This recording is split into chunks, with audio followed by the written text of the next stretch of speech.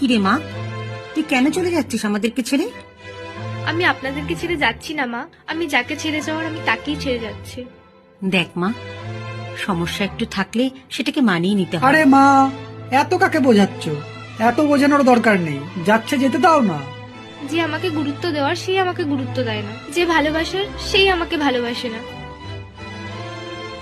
শোন বাবা, একটা মা তার মেয়েকে বড় করে অন্য ছেলের হাতে তুলে দেয় এই মেয়েটার ভালো থাকার জন্য, ঠিক তেমনি একটি বাবা মাও তার ছেলেটাকে বড় করে মানুষ করে তুলে দেয় বৌমার হাতে তার ভালো থাকার জন্য।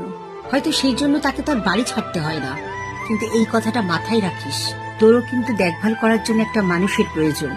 আমরা তো সারা জীবন বেঁচে থাকবো না, যে তোকে সারা জীবন আগলে রাখবে আজ সেই চলে গেল। দেখ বাবা, একটা কথা বলি তোকে, স্বামী স্ত্রীর একে অপরের পাশে থাকা উচিত, অপশন ভাবাটা উচিত না। জন্মের পর বাবা মা আত্মীয় স্বজন সব সম্পর্কই এমনি এমনি পেয়ে যায়। যে সম্পর্কটা আমরা নিজেরা তৈরি করি সেটা হলো বন্ধু।